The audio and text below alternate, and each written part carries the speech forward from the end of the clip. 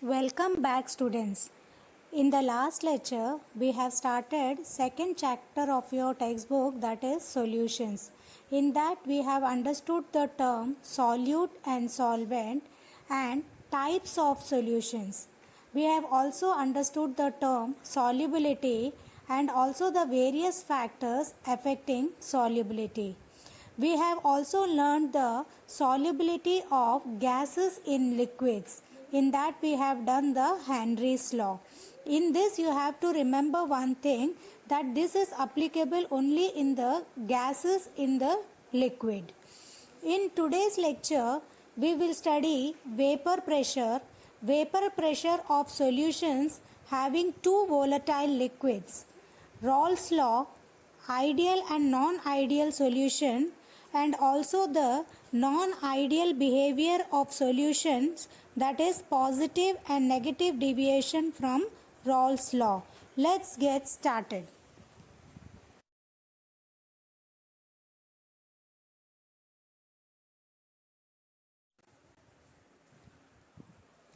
Now we will try to understand vapor pressure in solutions. Now if we take a liquid and it is open, then what will happen? It will evaporate. Suppose if we take a liquid in a closed container, what will happen? It will undergo evaporation. Okay, the evaporation will go on for some times. Even if we increase the slight temperature, the evaporation will be fast. Okay, now after some time what will happen, because it is a closed container, this vapors will touch the walls of the container and the surface upward, and there will be a condensation. After some time what will happen, this rate of evaporation and the rate of condensation will be equal. At this point, the pressure will be exerted by the vapor in equilibrium with the liquid. It is known as vapor pressure or saturated vapor pressure, or simply a vapor pressure. Okay, now this vapor pressure, it does not depend upon the shape or the size of the container. It will depend upon two important factors, that is the nature of the liquid. If we take the example of water and ethanol, which one will be more volatile, which will have the high rate of evaporation? You will immediately tell alcohol. Why alcohol? Because in case of water, the hydrogen bond, it is having the strong hydrogen bonding. Because of that, there will be more force of attraction, and this alcohol, it will have the less force of attraction, hence more volatile. If I take the example of alcohol, that is C2H5 ethanol, C2H5OH, glycerol and glycol, out of this, which will evaporate faster or which will be more volatile? Again you will say ethanol. Why ethanol? Because it contains only one hydroxyl group, while glycol and glycerol, it contains 2 and 3 hydroxyl groups. So ethanol will be more volatile. Now it is clear that the liquids having relatively weaker intermolecular force of attraction possess high vapor pressure. So you can say that vapor pressure is inversely proportional to the force of attraction. Another important factor is the temperature. Vapor pressure is directly proportional to temperature. As you increase the temperature, the vapor pressure increases. Based on this, the substance can be classified into two types, that are the volatile and non-volatile. Volatile substances are those whose vapor pressure is not equals to 0, and non-volatile substances are those in which the vapor pressure is 0 or almost equal to 0.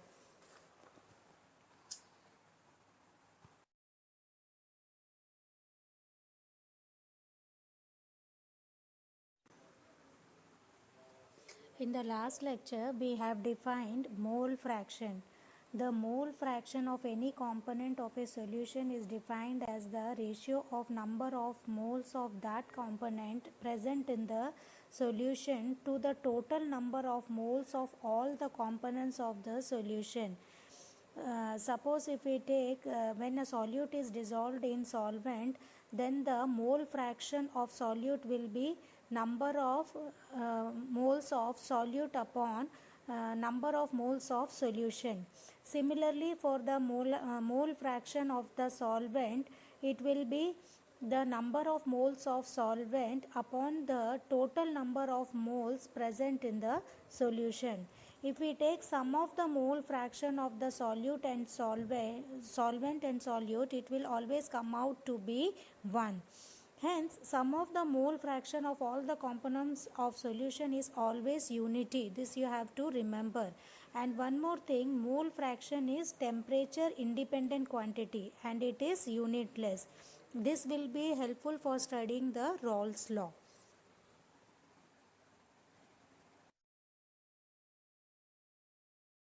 Vapor pressure of solutions of liquids in liquids. Consider a binary solution of two volatile liquids A1 and A2. Now this binary solution is what? That means the solvent that is having only one type of solute, only two components will be there. When the solution is placed in a closed container, both the liquid vaporize. Eventually, an equilibrium is established between vapor and liquid phase. Both the components are present in the vapor phase. The partial pressure of the components are related to their mole fractions in the solution. This relationship is given by Raoult's law. Let us try to understand this. Look at the figure here. Here the first one, that is the solute. Pure solute is taken. Let us consider it as A1. Now the vapor pressure of this solute will be P1 naught. And the second is the solvent. Let us take as a A2. Now the vapor pressure of the pure solvent will be P2 naught. When this combine to form a solution, the total pressure is equals to sum of the partial pressure of solute and the solvent, that is P1 plus P2. So the Raoult's law state that the partial vapor pressure of any volatile components of a solution is equal to the vapor pressure of the pure component multiplied by its mole fraction in the solution. Now let us suppose for a binary solution of two volatile liquids A1 and A2, P1 and P2 are the, here P1 and P2 are the partial vapor pressures and X1 and X2 are their mole fractions in the solution. Then according to Raoult's law, as you see, P1 is directly proportional to X1, that is for the solute, pure solute, and P2 is the directly proportional to X2. Now P1 is equals to, we put a proportionality constant K and X1. Now let us consider a pure A1. Then what will happen? Here the mole fraction of only solute will be present. So here X2 will be equals to 0 and X1 will be equals to 1. So here P1 naught is equals to K and multiplied by 1. So here what you will get, P1 equals to P1 naught X1. This is equation 1. Now let us consider the pure solvent, that is A2. Here there will be no solute. So here X1 will be equals to 0 and X2 will be equals to 1. So here the P2 naught will be equals to K into 1. So here you will get P2 naught equals to K. Now P2 will be equals to P2 naught X2. This will be your equation 2. Now on combining equation 1 and 2, we will get Pt equals to, that is the total partial pressure of the solution, P1 plus P2. Putting the values, we will solve further. Now this P1 plus Pt equals to total pressure equals to sum of the partial pressures P1 plus P2. This is Dalton's law of partial pressure. This you have studied in the 11th standard. What is Dalton's law of partial pressure? The total pressure of mixture of two or more non-reactive gases is the sum of the partial pressures of individual gases in the mixture.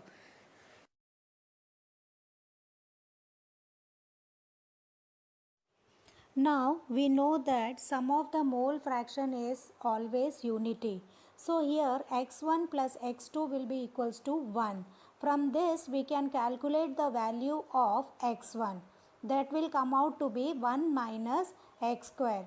Putting this value in equation 3, we get the following value. On further solving, we will finally get this equation. In this equation, if you clearly see, there is only one mole fraction of only one component is described here. Now one more thing you have to remember, that the P1 naught and P2 naught are always constant, because it is the vapor pressure of the pure solute and solvent, so it will be always constant.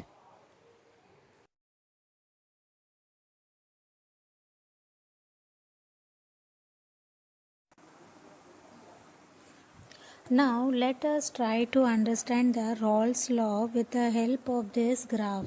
In this graph, in the x-axis mole fraction is taken, and in the y-axis vapor pressure is taken. Now you see here, here the mole fraction x1 equals to 1. At this point it will be a pure component, and here the another component will be, mole fraction of another component will be 0. Okay, now here if you see, here the mole fraction x2 is equal to 1, and here the mole fraction x1 will be equals to 0. So here we will have the pure of the component 2. Now if you see here x1 equals to 1, for this the vapor pressure of this component will be P1 naught. It is the vapor pressure of the pure component, and here if you see, it is the P2 naught. It is the vapor pressure of the pure component 2.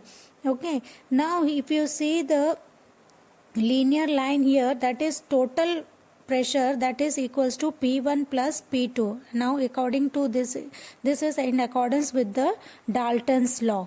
Now what will happen if we increase or depending upon the vapor pressure of the pure component, that is P1 naught and P2 naught, the total pressure will increase or decrease with the increase in the mole fraction of the component 1. If you see here, that is P1. If we decrease the component 1, then what will happen? This vapor pressure will drop along P1. Okay, similarly if we decrease the component 2, what will happen? This P2 will drop along this line, that is the P2. Okay, now here the total pressure, that is the sum of the partial pressure P1 plus P2. So here there will be change in the total pressure, and this total pressure that lies between P1 naught and P2 naught. So here the vapor total pressure will be between these two pressures.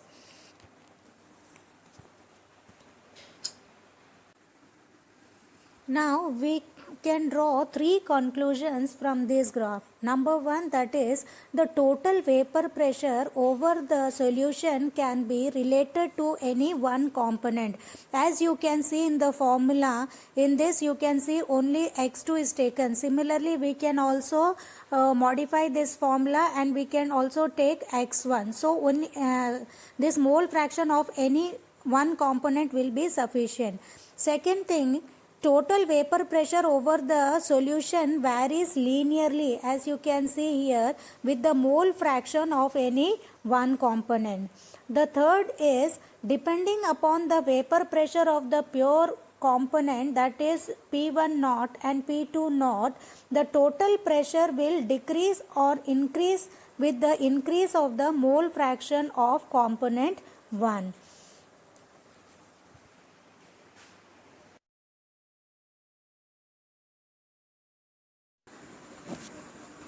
Now we have taken the mole fraction of component 1 and 2 as x1 and x2 in solution. But if we want to find the mole fraction in vapor phase, then the component 1 then the mole fraction of component 1 and 2 can be taken as y1 and y2. Now, if we take y1 and y2 as the mole fraction of two components in the vapor phase, then P1 will be equals to y1p and P2 will be equals to y2p, where P1 and P2 are the partial pressures of the two components in the vapor and P is the total vapor pressure. Now y1 will be equals to P1 upon total pressure. Here if you see, there is only pressure and not mole fraction in this. And one thing you have to remember, that x1 plus x2 is equals to 1. If we know the value of one component, we can find the value of the other component.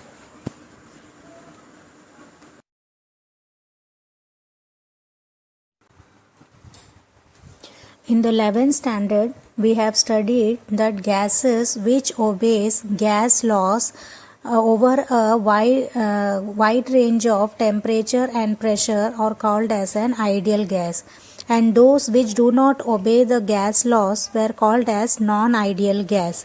Similarly, in solutions, those solutions which obey Raoult's law at all concentration are called as the ideal solution, and which do not obey the Raoult's law are called as non-ideal solution. Suppose if we carry out an experiment by taking a binary solution, if we calculate the total pressure of the solution by using the manometer, if the observed total pressure comes out to be equal to the calculated pressure by using the Raoult's law, if the observed value and the calculated value come out to be same, then the solution will be called as ideal solution. If there is a difference in the observed and the calculated value, then there is a deviation from the ideal behavior. Now here we have to understand one thing. When we dissolve solute in solvent to form a solution, there is an interaction between the solute molecules. At the same time, there is an interaction between the solvent molecule when they are in the pure state. When the solute is dissolved in solvent, a solution is formed, and there is an interaction between the solute and the solvent molecules. Now, this interaction that takes place between the solute molecules and between the solvent molecules and between the solution, that is between the solvent and the solute molecules, if they are of the same magnitude, then the solution will behave ideal. Then the solution will be called as ideal solution. Now, if the interaction between this, if we consider there is an interaction between the solute molecules, okay, during this interaction what happens? Heat is absorbed. When there is an interaction between the solvent molecule, at that time also heat is absorbed. When the solute is dissolved in solvent and they form the solution, during this process heat is evolved. That means it is an exothermic process. when the amount of heat absorbed is equal to the amount of heat released, then that solution will be called as an ideal solution. This is possible only when the magnitude of interaction is same in the three cases. If there is a change in the this amount of heat absorbed and amount of heat released, if it is not equal, then that will be called as a non-ideal solution. During this process, what happens? Suppose if we consider the interaction between the solute molecule, there is a weak interaction, okay, and in the solvent molecules also it is a weak interaction. But when the solute is dissolved in the solvent, the interaction between the solute and the solvent molecule is strong. At that case, what will happen to the volume? Suppose V1 is the volume of the pure solute and V2 is the volume of the pure solvent, then the volume of the solution should be V1 plus V2. Okay, but if there is a difference in the interaction, then what will happen? Here, due to the strong interaction in the solution, the volume will decrease. Okay, then if volume decreases, then that will not be called as an ideal solution.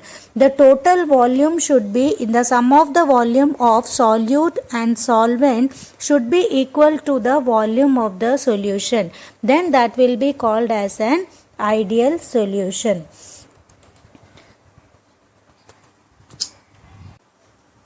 And also we have seen in the Raoult's law that the vapor pressure of an ideal solution will always lies between the vapor pressure of the pure components.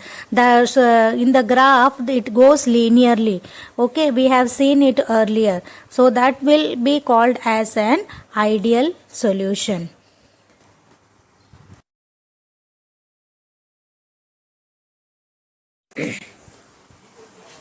Now you have understood that the solutions that do not obey Raoult's law over the entire range of concentrations are known as non-ideal solution. Here the vapor pressures of this solution can be higher or lower than that of the pure components. These solutions shows two type of deviations from the Raoult's law. Number one, that is the positive deviations, and second is the negative deviation. In positive deviation, the total pressure of the solution comes out to be greater than the calculated value of from the Raoult's law. Now why this pressure increases? This can be understood by studying the interaction. Here the interaction between A and the interaction of B and B, that is stronger than the interaction of in the solution, that is AB. Here in the solution, the interaction between A and B is weaker as compared to that of the solute and the solvent. Because of that, what will happen here? Here the more and more vapors will be formed. And if more and more vapors will be formed, then it will exert more pressure. So here the pressure is increased. And what will happen to the volume? Here the volume will be greater than 0. And the enthalpy of mixing will be also greater than 0. Here what will happen? The heat absorbed will be more than the heat released. Because more and more heat will be absorbed for this AA interaction and the BB interaction. Now if you see the graph, in the ideal solution it is a linear one. Now if the pressure is increased, you can see the curve in the figure. So this type of curve will be observed in case of positive deviations.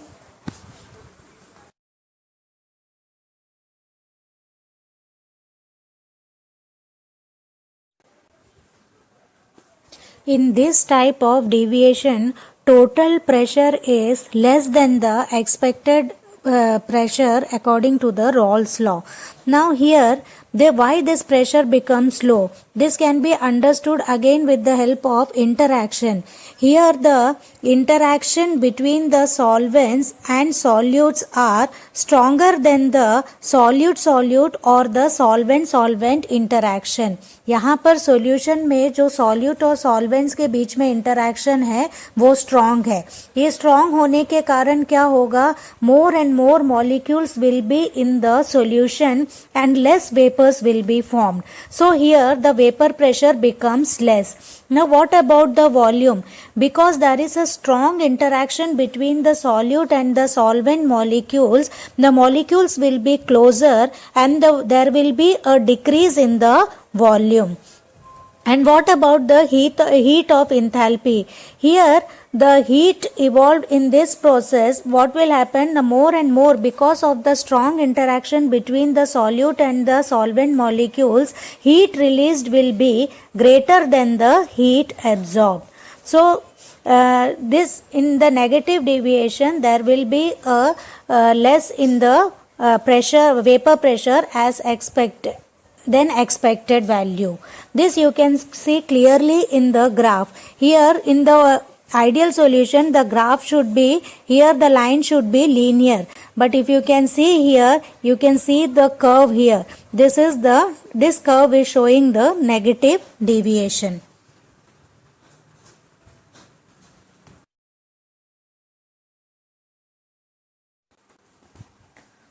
Now let us try to summarize this positive and negative deviation with the help of this chart. In this chart you see the graph. In this graph this green line that is linear, that indicates the total pressure of the ideal solution. The curve above this, the upper curve, this indicates the positive deviation and this lower curve indicates the negative deviation. Now in this positive deviation, the total pressure of the solution is greater than the ideal solution, the pressure of the ideal solution. And what about this value of enthalpy of mixing? Here the enthalpy of mixing will be greater and volume will also be greater. Some of the examples of positive deviation is the ethanol and acetone, carbon disulfide and acetone.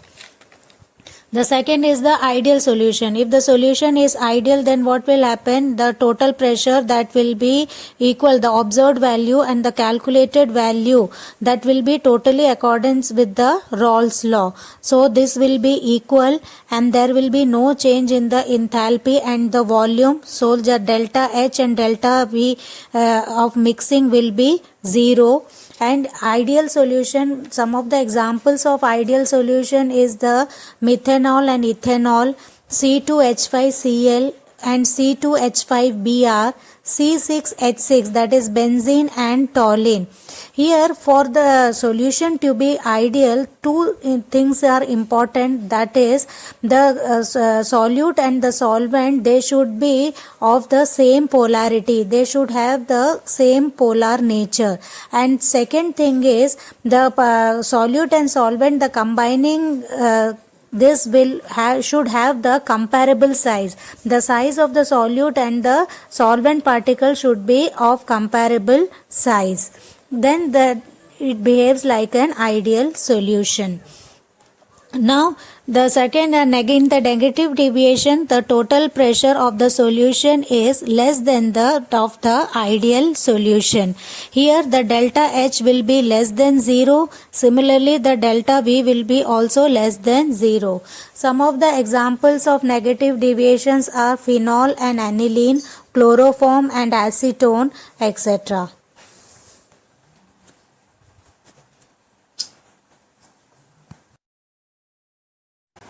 Now let us solve some numericals. The first one, here the solubility of nitrogen gas at 1 atmospheric pressure and at 25 degrees Celsius is 6.8 into 10 raised to power minus 4 moles per dm cube. calculate the solubility of nitrogen gas from the atmosphere at 25 degrees Celsius if the atmospheric pressure is 1 atmosphere and partial pressure of nitrogen gas at this temperature and pressure is 0.78 atmosphere. As you can see here, the Henry's law will be applied. Okay. Now what all is given here, that is the solubility and the pressure, that is 1 atmosphere. Now we know that solubility is equals to Henry's constant into pressure. Now putting this value, we can calculate the value of K. Okay. Now the pressure is given here, that is 0.78 atmosphere. Now putting this value here, S equals to, that is K, that is the partial pressure of nitrogen, that is N2. So putting this value, we will get the, on further solving we will get. And now if you see here, the solubility of nitrogen, initially the solubility of nitrogen was 6.8 into 10 raised to power minus 4. Now this is reduced to 5.304 into 10 raised to power minus 4 moles per dm cube. Now this is the way of solving. In the exam also you have to solve like this and you have to show the each step. Okay, now we will do the second one. Now in the second one, the vapor pressures of pure liquid A and B are 450 millimeter mercury and 700 millimeter mercury. Now respectively at 350 Kelvin. Find the compositions of liquid and vapor if total vapor pressure is 600 mm. By the numerical only you will know that it is according to the Raoult's law.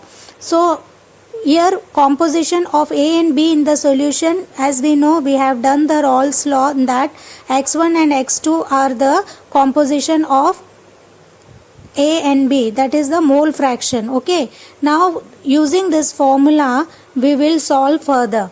Okay, here we will get the value. If we know that X1 plus X2, that is equals to 1. So from this we can calculate it further. So here we will get X1, that will be equals to X2 is 0.6 and X1 will be 0.4. Now composition of A and B in the vapor state, that is Y1 and Y2. We know that in the vapor state P1 is equals to Y1P and P2 is equals to Y2P. Okay, putting these values we will get here Y2 will be equals to 1 minus Y minus 1, that will be 1 minus 0.3, that will be equals to 7. So you can now let us summarize the topic. In this lecture we have done the vapor pressure. It is the pressure exerted by vapor in equilibrium with the liquid. Then we have done the vapor pressure of solutions, that is having two volatile liquids. We have done the Raoult's law. It states that the partial vapor pressure of any volatile component of a solution is equal to the vapor pressure of pure component multiplied by its mole fraction in the solution. Then we have derived the equation for this. In this equation, if you see, P naught indicates the vapor pressure of the pure component, and here X2 is the mole fraction of the component. If you can see in this equation, only one mole fraction of one component is taken here. Next we have done the ideal solution. In that, ideal solution and non-ideal solution. Ideal solution is that which obeys the Raoult's law over the entire range of concentration. Here delta H will be equals to 0 and delta V will be also equals to 0. Then the non-ideal solution, in which solutions which do not obey Raoult's law over the entire range of concentration is known as non-ideal solution.